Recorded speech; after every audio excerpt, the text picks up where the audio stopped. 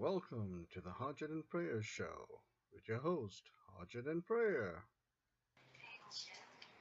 Harjit, how's it going, man? Hey, Prayer, what's up? What's up? Nothing much. Long time no see. Just when I said hello to you, people walked by behind you. Yeah, dangers of being outside.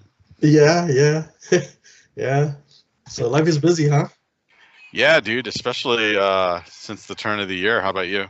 Same, man. I've been like trying to stay above water. It's like, Gotcha. oh my God. Yeah, Yeah, my busyness is self-created. Like, oh, I want to learn this. So I want to learn this. I yeah, want, you know. yeah. Same So, thing too. Yeah, I've got actual work, and then I'm also trying to like learn new things, cool. especially some new security features and stuff like that. Gotcha.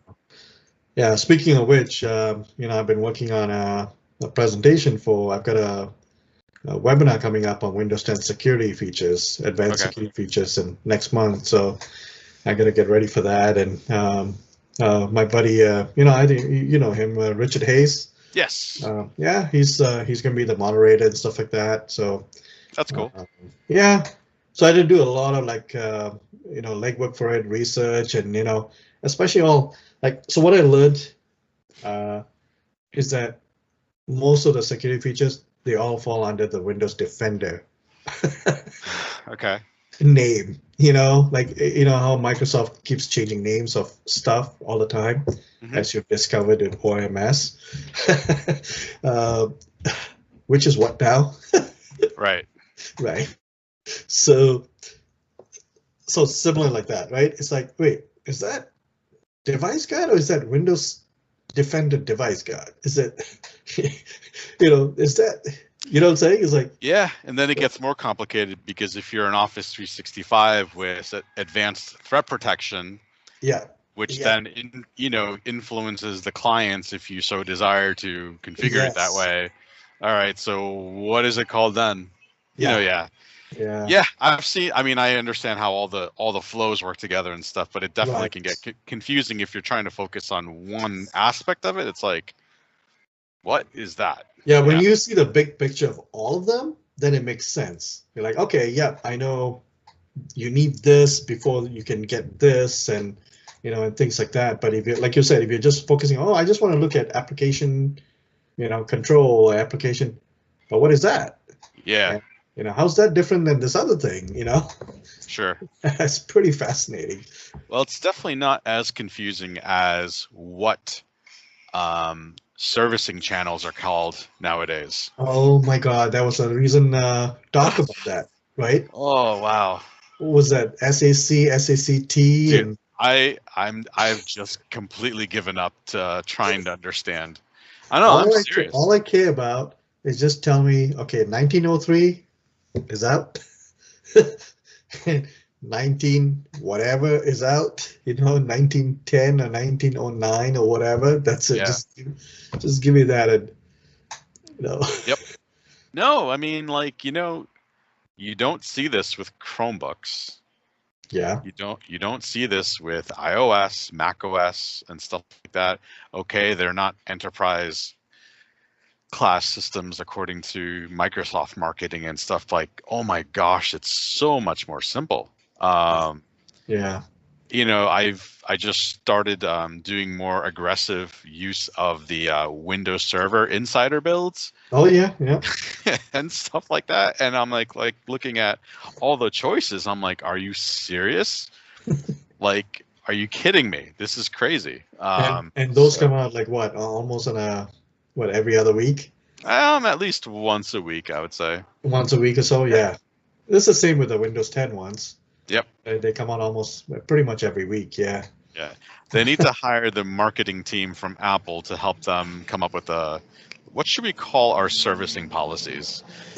And let's have some better graphics and stuff. But like when I saw that blog post and then all the comments behind it, with some prominent people commenting, not just like, people like me, Right. I Right. was like, okay, I'm not the only one that feels this way. So cool.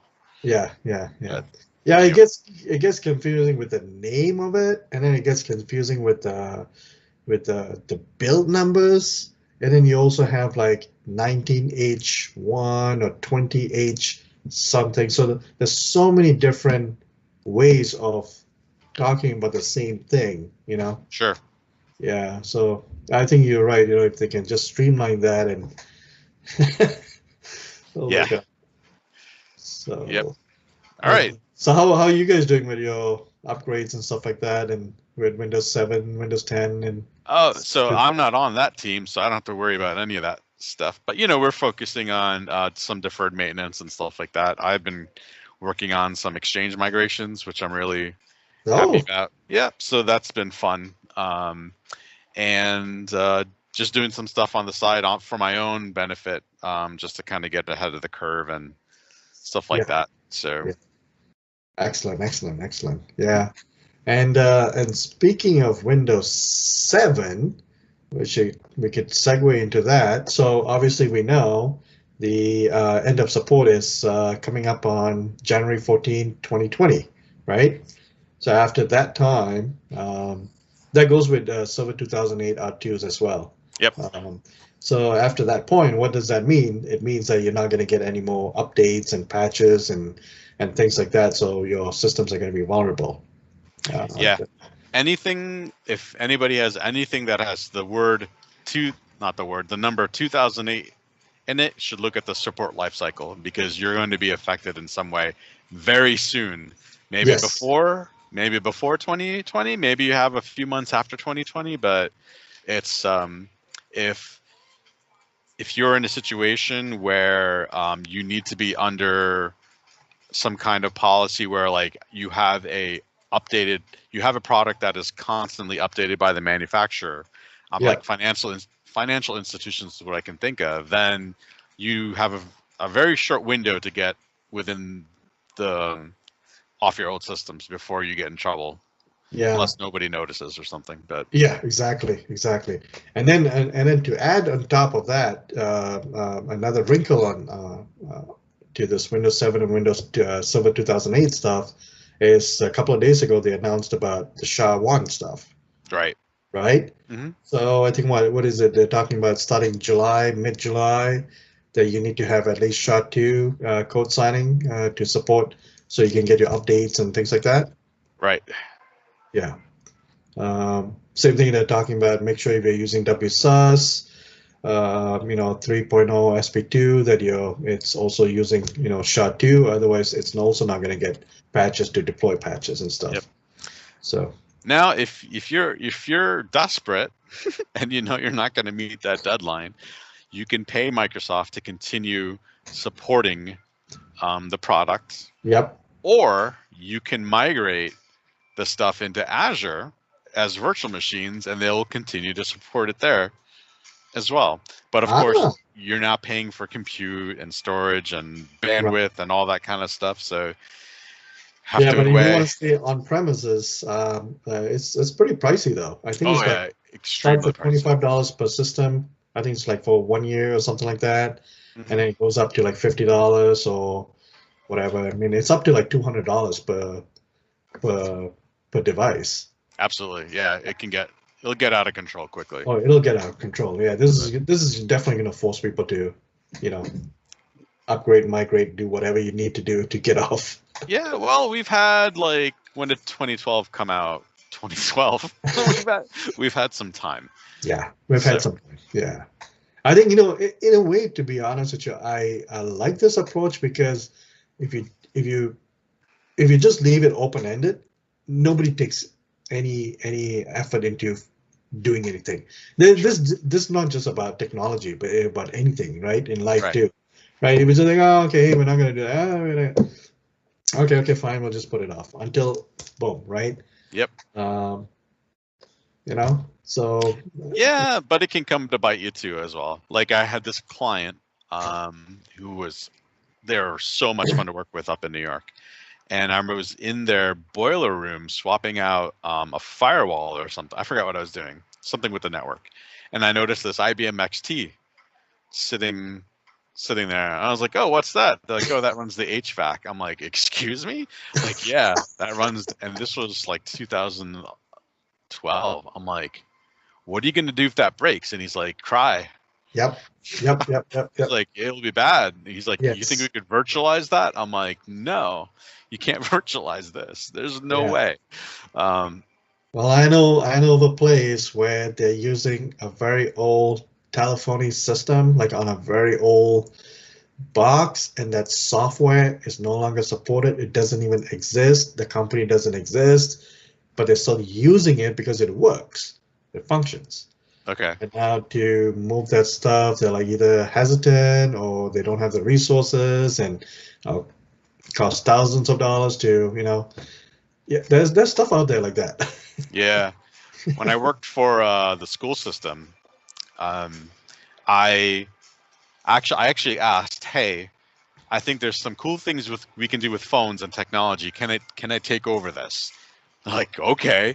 Like whoever asked for more work to do. So I took it over with the intention of like I'd like to move this to over to VoIP, right? Yeah.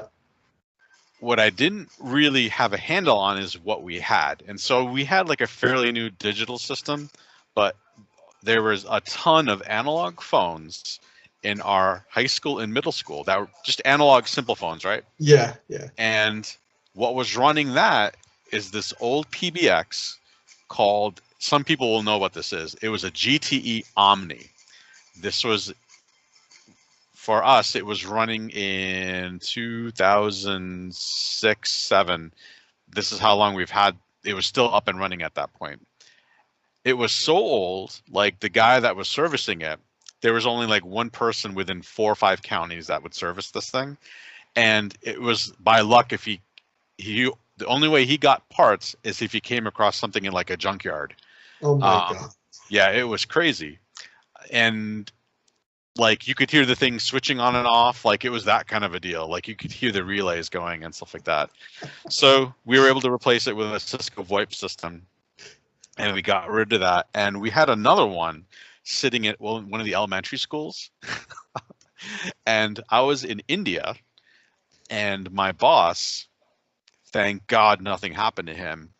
They were going the day that they were going to move it, they're like, oh, we need to get this line cut. And they didn't know what this line was. So he took a pair of, yeah, and snapped it. And there was this huge spark.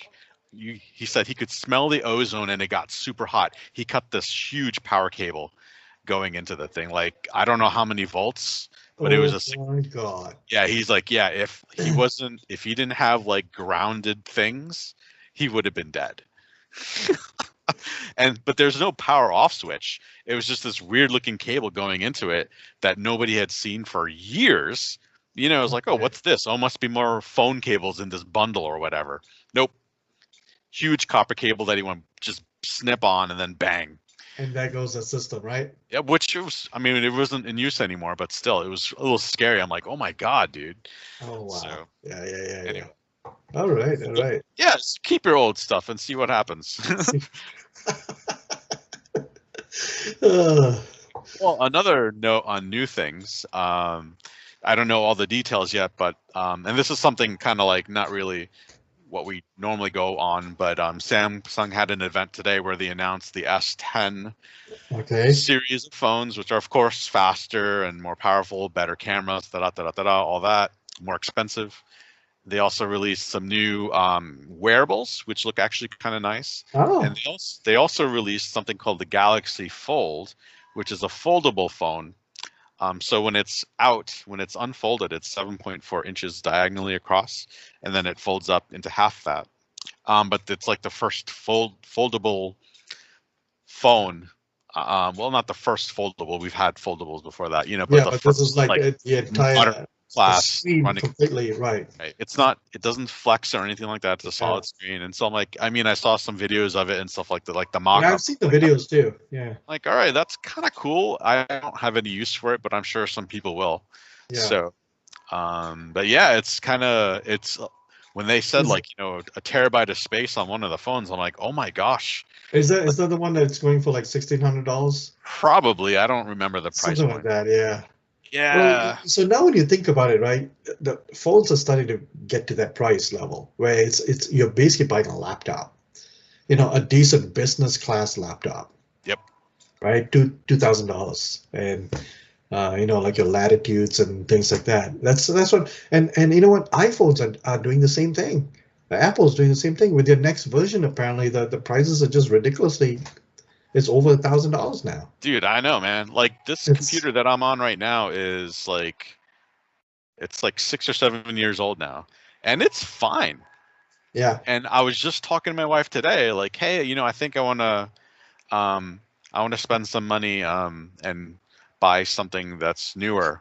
And I was like, but I don't want brand new. I would buy something used off of eBay because like all the new Windows 2019, Windows Server builds and stuff like that, it will run fine on i7 yeah, processors, yeah, yeah, 16 gig of RAM, especially if you're just doing containers and stuff like that to do your testing. Why not? yeah. I know like students that buy a new laptop every year, and I'm like, why do you need a new Surface every year? That doesn't make any sense. Even IT pros, IT like, pros do that a lot too. I get it if it's like a The tax Surface write-off. Books and Yeah. yeah, If this it's and like that. if it's like a business write-off and stuff like that, I get it. Then it's like, okay, it works to your advantage somehow. Um, but like really, like this is crazy. Like, Yeah, show me what you're doing with it that you're actually pushing it yeah. in some way. Well, So I think was it during Ignite when the whole Surface Go, the smaller version of the Surface, that everybody was like, "Oh yeah, I gotta get one. I gotta get one." But you already have a Surface. No, no, no, yeah, but I need one. It's smaller, right. but that small, you know. So, I did something similar like that a few years ago where Dell came out with one of those. It didn't have a keyboard or anything like that. It was a really tiny. It fits in a little sleeve. I can't remember it was like an 8-inch or something like that. Little device that you can carry around if you're going to the mall and stuff like that. It's got windows on it, Okay. that sort of thing. Barely used it, like barely, like Yep. you Oh, know. one piece of technology I just recently bought that I'm using every day is a Kindle. Oh yeah, Yeah, yeah. I was just like, you know what? I had My been wife going to the. uses this every day. She loves it. Yep. She uses it for her news. She reads stuff. Oh, you can She get the news on it. yeah, yeah. She Oh wow, cool. yeah. She's got the color one that I got her. Uh, and she'll check the weather. She will uh, look up recipes. So she'll bring it to the kitchen and like, okay, here's the recipe and whatever.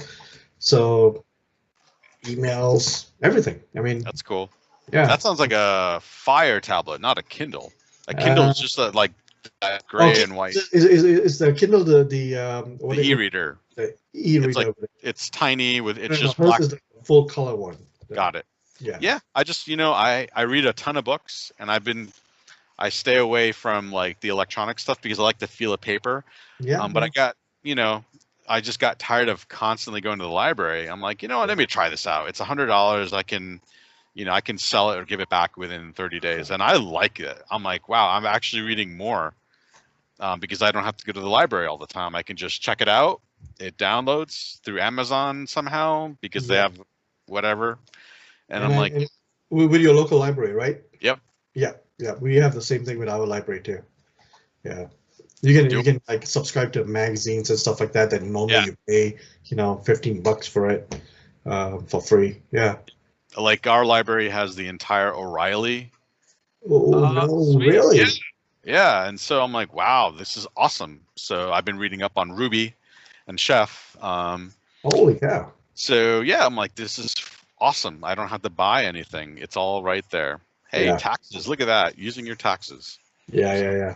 Plus, um, plus, I think I'm not sure about you guys, but working in higher ed, through the higher ed library system too, you have access to like Safari books and stuff like that. I think that's what I meant. Safari books. Safari books, yeah, yeah, yeah. You get all your PowerShell books and your Windows and anything really. Yep. Yeah. Oh, That's so some other news. France has done something amazing. Lightsabering has been registered as an official sport. what? Yeah, dude. So they have lightsaber dueling tournaments there, Okay. and yeah, the fencing association has accepted that as a as a sport. I'm like, well, this is amazing. I might have to look into this as the IT Jedi. You know, Yes, absolutely. you might have to come along since you know the French. Yes, All that, absolutely. all Oui, that's oui. Let's so. bring that game here, man. Let's go here. Yeah, dude. So apparently they did this to encourage more athletic activity for kids and Ah, stuff like that. I'm like, oh, that is a brilliant idea. But dude, you go on YouTube and look up lightsaber duels. It is crazy the stuff that is out there. oh, really? Like it, Okay. this is like obviously they're not like they're not lightsabers. They're mock-ups or whatever. But people are going at it like crazy. And I'm like, oh my God, if they had a real lightsaber, that would be terrifying. Yeah. Yeah. So, Yeah. And I'm sure the prices are going up too on those things because of the oh, demand. they make their own because the stuff you buy online, it's not going to hold up Oh, to I see. Okay. Okay. fight. They make their own somehow and whatever. But Yeah. another interesting tech related thing, back to Microsoft. I don't know if you've noticed, but I find this really hilarious. Microsoft is doing something with their blogging platform where they're retiring it. And so TechNet is one. so blogs.technet.microsoft.com. Mm-hmm. There's like new postings every day in different languages and stuff like that. Yep. But there's been a few posts where like, hey, we're moving the blog to this other site because this is going to be decommissioned at some point. Yes, I've seen But those. every couple days there's this random post that just says this is a test post. I think you shared that before. And I'm like, are you serious? Like now everybody knows your name. They know that you work for Microsoft, and it's showing up for everybody that still looks at this, which I do. Like, there's some good announcements that still come through there from time to time. But like whenever I need a laugh, I just like scroll and find it. And I'm like, oh, what is this? Like, I just can't believe that they don't take it down. They just leave it there. It's hilarious to me. Yeah, yeah. So what is your go-to Microsoft blogs now? I mean, platforms. So, Honestly, lately, Twitter. yeah, Twitter is good. Just been like, all right, somebody read something. The people that I follow, if they post something, and here's my thing: if it's just a plain retweet, I ignore it. But if there's like, hey, I found value out of this, and this is why, then I'll read it, or I'll copy it to my Feedly or something like that to read later, and stuff like that. So that's been my primary thing. I haven't found like a definitive source of information that's like up to date and relevant. If I was on Facebook every day, I'd probably be hopping on your stuff, because on the Facebook there's the timeline for your group, but I haven't logged in there forever, and stuff like that. So yeah, that's been my like on Twitter. There's key people that I take notice of, like you're one of them, that are like, okay, they actually read it and they said something about it. I'll check it out too. Yeah. So yeah, like I know I post a lot on Twitter like crazy, but I actually check those posts out before I approve them for tweeting. Okay. Because sometimes the titles will be like too good to be true sometimes, and you're like, oh shoot, what the heck did I just release? You can't do that, right? So I'll check the post. I'll go through the article a bit. This is definitely really good. Okay, mark it. That kind of thing. So yeah, you have to vet your content. But yeah, so I've seen like different areas in TechNet and stuff like that. Okay, yeah, we're retiring. We're moving. But they're all moving either to like the techcommunity.microsoft.com. Which has potential. It's so confusing. It is confusing. I'm sorry. Because I love the people that run it. I know. But it's so confusing. It is confusing because the way the groupings and stuff are, right? Yep. And so you got to go into those channels, and it can get like really convoluted and stuff. But for me, it's like what I'm looking for is that it would be nice because someone couple of people reached out to me just about 2 weeks ago and said, hey, we love your Tech Connect stuff. Just like you said, right? Same exact scenario. But we don't, not to say don't trust Facebook or don't want to use Facebook, or we don't, trust the links from Facebook, things like that. But the content's awesome. They really find a lot of value for it. And you've seen Tech Connect. I mean, it's Yep. good stuff, right? People come in asking questions and Mhm. sharing and stuff. So they're like, oh, it would be great if you could post Microsoft related articles or things like that you find, like on either TechNet blogs or whatever. I'm like, I can't. It's done. Whatever. Well, I was thinking about the tech community. Well, I can't either. It's only Microsoft employees who can do that, right? It would be nice if we could have like our own little space within that, platform where we can start posting stuff and, almost like our own little blogging kind of a thing. Right. Well, just thinking out loud because of something that I've been thinking about. The reason I don't go onto Facebook anymore is because they're consuming my data Yeah. and making money off it, which is okay. I get on for free, Yeah. and they provide a service to me for free. But I feel, and I've read the terms of their service, they're kind of pushing it.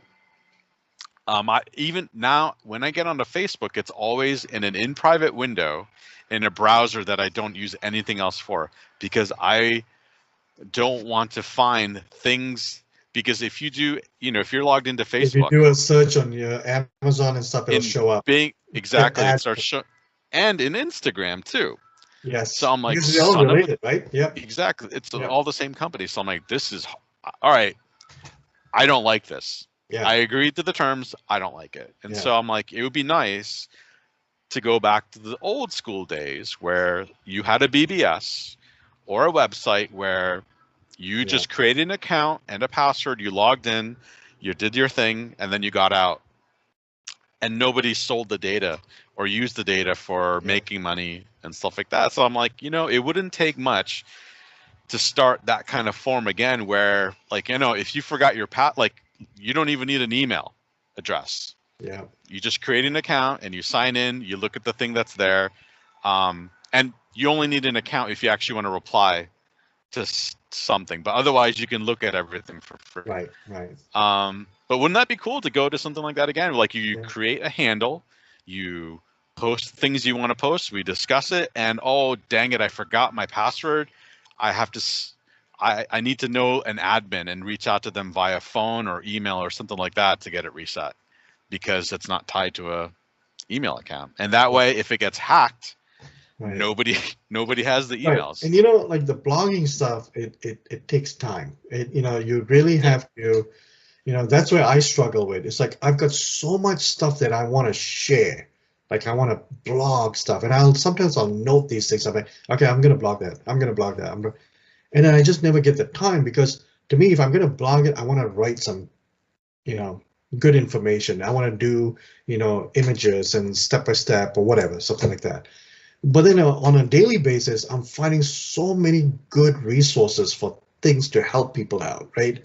Mm-hmm. Whether it's I don't know, some bug or some FYI thing or some new tip or something on some, right? But to write a blog about that, it'll just take time, and by the time you get that information out, it's just too late, right? So this is where my Twitter thing comes in. Yeah. So I do have one or two other ideas and stuff, and we'll see how that comes out. But yeah, So you mentioned Feedly. That's a tip for our viewers. That's what I use as well to correlate all the different feeds where I've got a lot of Microsoft stuff in there. I've got a lot of IT pros and news. Resources from tech news resources, stuff like that. So that's why I correlate all that stuff. Got it. Otherwise, you just can't keep up with it. You just don't know where to go. I mean, I use Feedly and Pocket a Yeah, lot. Pocket is another one. Yep. Yep. Mhm. There's another third one that just came up recently when I was looking at. I did a Google for Feedly or something. I don't know why I was doing that, but there's another third party, just like Feedly actually. Got it. So yeah, so that's good stuff. So yeah, I guess we talked for quite a while today. Too long. Yeah, we got a lot of stuff to share though, so that's good. Cool. Yeah. So have you eaten? So let's end this with some food and drink stuff. So what have I eaten that's nothing? Oh, so down the street from our work is this place. It's this hole in the wall, literally a hole in the wall place that makes fantastic Cubans. Oh. And I ate there, and I was like, "Oh my God, this is so freaking amazing!" Like I just was like, "This is amazing! This is amazing!" Like I went to bed, and I woke up like 2 or 3 o'clock in the morning, and I'm like, "Oh, I'm awake. I'm like, I'm hungry. Maybe I'll go there." Like because they're open super late for the college students and stuff. Okay. Okay. And then I'm like, so I got up, put my shoes on. I was gonna go there. I'm like, what am I doing? This is so ridiculous. But So I it's went so to, good. it was so good. And so my friend and I from work went there the next day. And what happened to him is the same day, the first day I went, he had forgotten his lunch and he was just too busy to go out. Somebody gave him half of their Cuban at the office. And he had the same, he's like, oh my God, this is so amazing. So that night he had dreams about eating there and like actually eating in the restaurant, but he had never been there. So he was having dreams about eating at a place that he's never been in. And so when we got there, we ordered, we eat. I'm like, oh my God, this is so amazing. And we're both like, holy cow. Yeah, it Did was. they lace the damn thing with some I don't know. It's really good. marijuana or something? Or what? I hope not. But yeah, they have different kinds of pressed sandwiches, and they also have these pastries filled with meat. Okay. So ground beef and chicken. There's another one filled with guava and cheese. It's delicious. So yeah, and they make tacos apparently too. And the other thing cool that happened is at my Bible study, one of the guys knows I love spicy food, so he gave me this bag of fresh ghost peppers. Oh So my God. yeah, Oh, now the thing. Did you eat them? Not yet, but because of the humidity here, you can't leave them out in the sun to dry. So I need to actually cut them all open, put them in the oven, let them dry, and then I'll crush them up to make ground pepper. Oh my goodness. Yeah, that's going to be exciting. Oh. I'm excited about it. Have someone take a video of that when you try it. I've had it before. There's no issues. Really? Okay. Haven't you had ghost pepper? I've had it. You know, Yeah. I never eat it just like that, but I put it in stuff. Yeah, you gotta mix it with something. Right. And I don't go crazy with it either. It's like one pepper is good for a huge pot of whatever you're making. Oh yes. Oh yes. Oh my God. So I'm excited about that. I used to have a friend from, actually it was my brother's friend from Trinidad, and they made some homemade like hot sauce, and the hot sauce that this guy had was actually almost looked like water. It was like clear. Oh right? Wow. Weird. Yeah, it was clear like water. I'm like, okay, whatever. And he says, you just need a drop of it, and you put a drop of it in your finger, and it burned. It's like God knows what the hell was in there, but it was chilies. But what type of chilies we don't know. And yeah, so they just use a little bit, and it was clear. It was clear. It was clear like water. I still remember it until today. It's like, that's weird. How do they do that? That's interesting. If they purified it or something, you just need the liquid because that's got the chili stuff in it or whatever. Got it. Yeah. Yeah, that's funny. So yeah, For me, I've been experimenting with cauliflower, like rice cauliflower and stuff. Okay. And that's the new rice actually. Okay.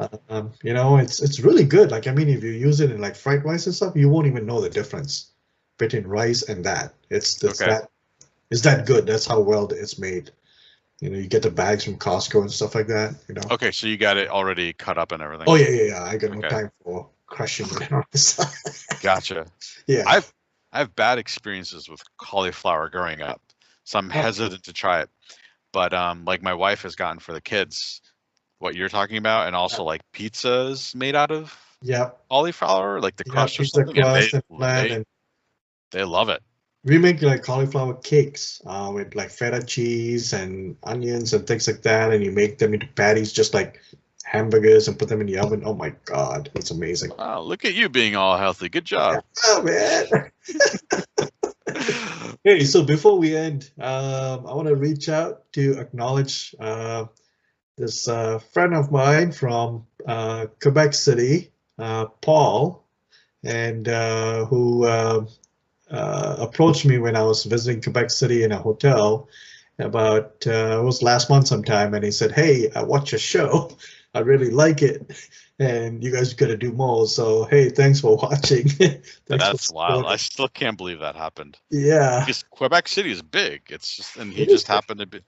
Yeah, That's interesting. yeah. So it's amazing. I mean, so we're worldwide, man.